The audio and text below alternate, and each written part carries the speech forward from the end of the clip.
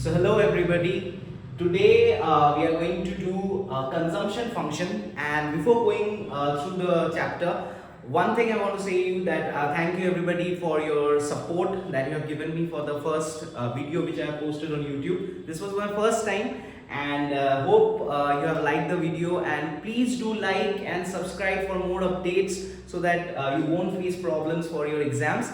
Okay, so today we are doing a small topic called consumption function. So first let me tell you what is actually consumption and what is a function, why it is called a function. So consumption means something that we consume. So in the simple knowledge that we can say that something that we consume, it can be goods, it can be any kind of services that you have. So any kind of consumption in an economy is termed as consumption. Okay, so what is actually consumption? When we consume, we need to spend certain money.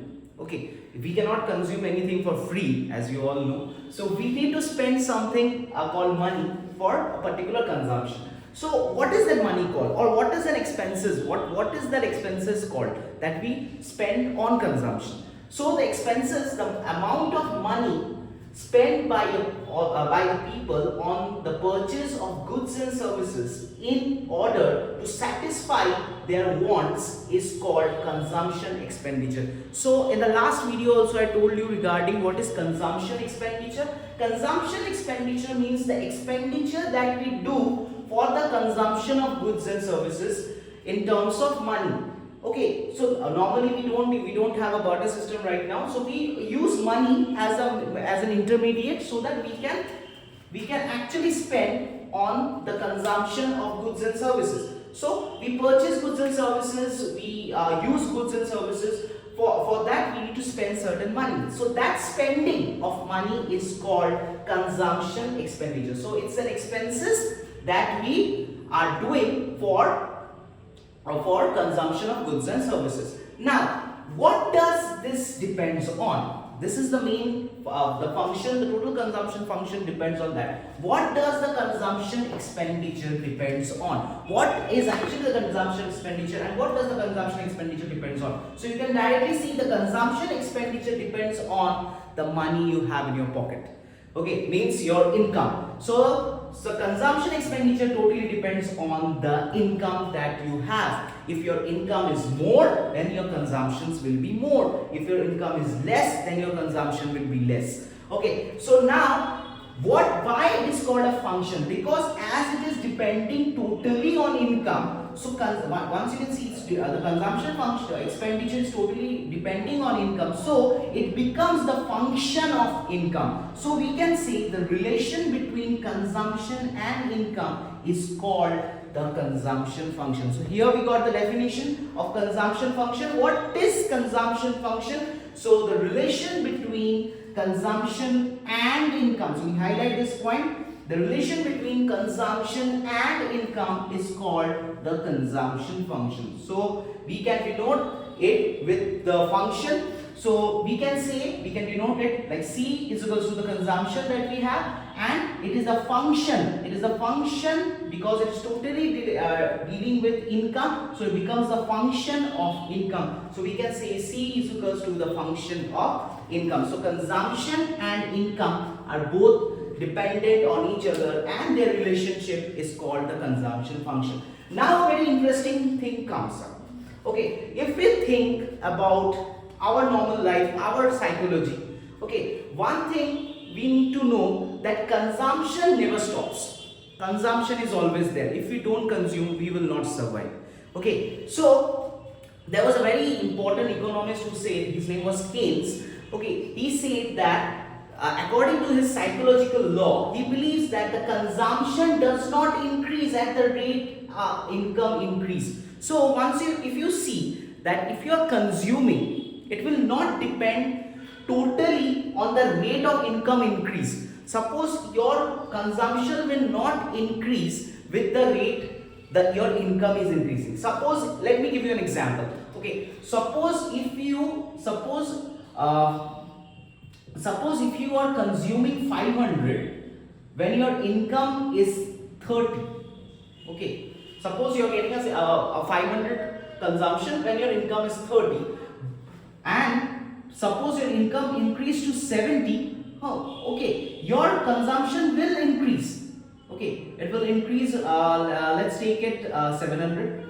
Okay, but if your income increase more, your consumption will hardly increase to 715. Okay, it will not increase more than that. Okay, now why it will not increase more than that? Because the consumption rate do not increase as the income increase. You will not consume more and more if your income is increasing. So I will tell you what happens actually when the income increases.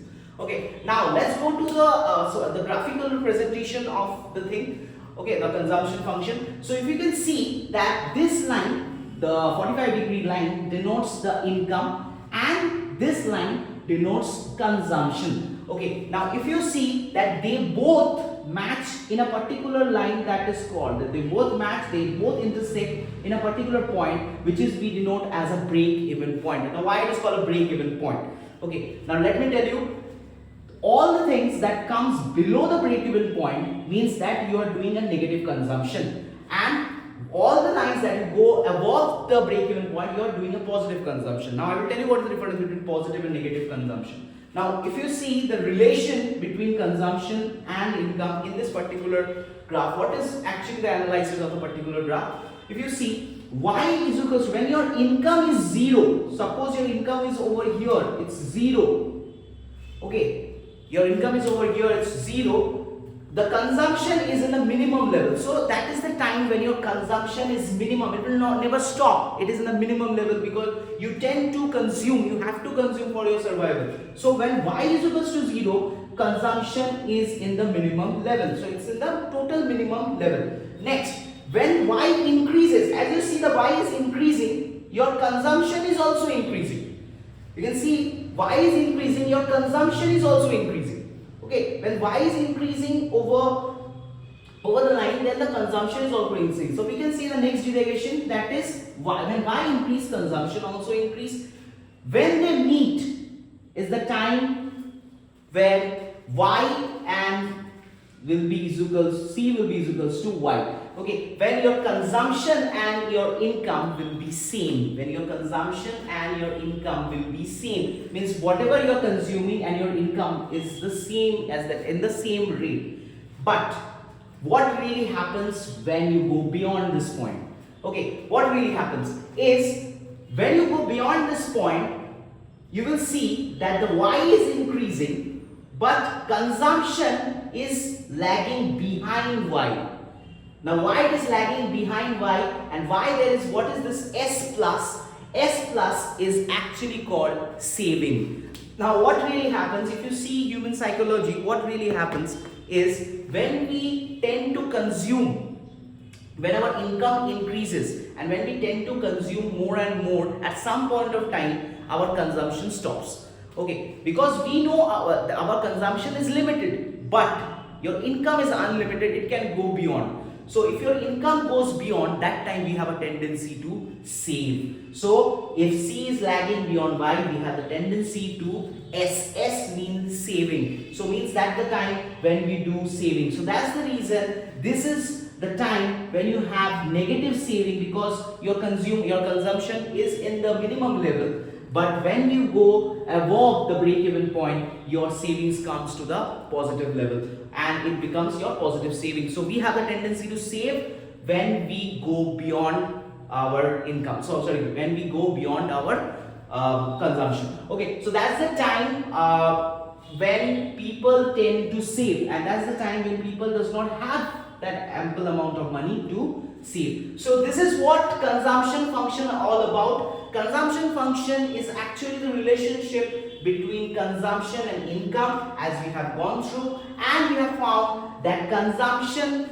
happens in the minimum level. Even if the income is zero, consumption still happens because we need consumption for survival. But and one more thing, it's a very important thing, consumption does not increase at the rate the income increase. Even if your income is increasing, your consumption is not increasing in the same rate because you tend to save. So that's the end of the video. I hope you all like it, and if you have any queries, please please directly give me a comment. I will definitely answer your queries. And that's it for today, and please do like and subscribe my channel. Thank you everybody, have a great day.